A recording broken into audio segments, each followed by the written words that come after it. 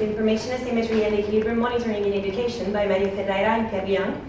I chose this paper because I believe education is one key topic in the more general subject of public economics, and I particularly appreciate the lens under which they analyze this topic, which is moral hazard, which is quite kind of innovative because nobody has done before. So in the next 10 minutes, I'm gonna talk about the problem of underachievement, going then through the model the author presented, analyzing the policies, the two policies they put in place as an alternative to underachievement, and getting to the conclusions. So when we talk about underachievement in the US, which is the area they analyze, we discover that United States suffer from very low achievement, especially in the primary and secondary schools. They place themselves about in the middle of the OECD countries in the secondary and primary schools.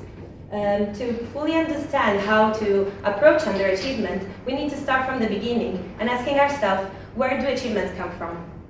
We have basically three inputs.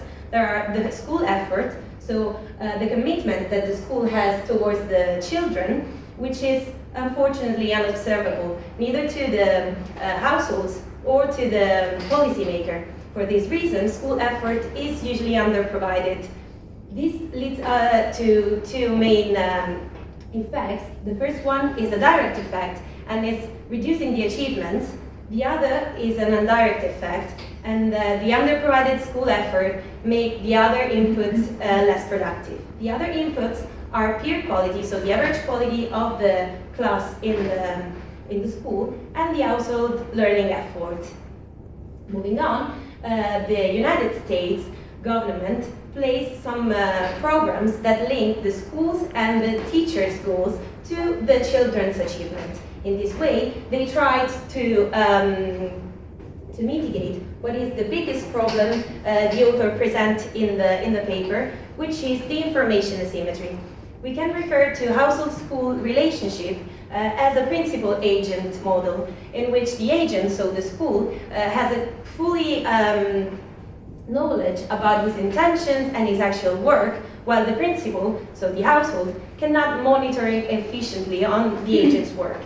This causes a moral hazard problem, but why the household cannot monitor efficiently on the school work? Well, first of all, because it's costly, and the benefits and costs that are related to the monitoring depend on the different kind of households. I'm going to explain in the next slides how these kind of households are defined. Moreover, this variation in the costs and in the benefits incentives free ride. Free riding is the way in which households with less income, less power, exploit information, costly information that other households with more income get. We now come to the central part of the paper, so the model. In the model we have three players, which are the households, the public and the private schools, and the policymaker, and two policies to face the problem of underachievement, which are the public monitoring and the private voucher. Let's now see one by one the players of this model. The households, what I was saying before about the kind of households is that they are heterogeneous in income and ability, and in the model is built such that there is one household for each type, and each type has a precise combination of income and ability. So we can have households with high or low ability and high and low income. Each household has a child who needs to go to school, and they need to decide if they want to send him to private or to a public school. Their preferences are expressed through this utility function, where they need to fix the consumption level, the school effort, the school achievement level, the learning effort, and the monitoring effort. This monitoring effort is a dummy variable, which is equal to 0 if they decide not to monitor, and 1 if they decide to monitor the school. very important is that we remember that the marginal cost of monitoring is higher for lower ability and lower income households. This is crucial because this fact really is really important for the decision, the final decision of the households, whether to send the child to the private or to the public school. Moving on, we have the schools. We have to remember that we are in presence of moral hazard. So in this condition, private school profit is given by this equation where the tuition of the private school is related to the effort standard. The effort standard is it represents the effort that the school promised to the households. So if the school wants to raise the tuition, they have to raise the effort standard. The private school tries to exploit the information asymmetry, fixing an effort that is below the effort standard. But in doing this, they also cause a distortion in what that lower the profit, and that is as we raise the monitoring effort of the private of the households. In competition, the profit of private school is driven to zero, so the private school allocate efficiently all the money it gets. In the public school, we have that the profit is given. The profit is given by this X, which is the funding that the policymaker decides to assign to each and every student, and the effort standard that is also fixed by the policymaker. The X is not related. The funding is not related to the effort, and for this reason, it might happen that for sufficiently high effort standard, X may lead to a positive public school rent, giving this way a not efficient allocation of all the revenues of the public school. Moving to the policymaker, it has two options that we saw before, so public monitoring or private vouchers. Public monitoring is a regulation-based mechanism, and introducing public monitoring means introducing public monitoring effort in the public school profit equation that raise what we have called as effort distortion, this part here. So while private vouchers are an amount of money that the government get through taxes and that give back to the households through these vouchers, there are an amount of money that are just for letting children go to private schools. These could be universal or income targeted. So universal, the amount of the voucher is the same for each and every household, while the income targeted vouchers change as we change the income of the households. We move now to the policy analysis. First, we see the public monitoring effect. We can observe that moving from the benchmark equilibrium and introducing public monitoring, a lot of households that were before in the private school, so this green triangle, they move to public school.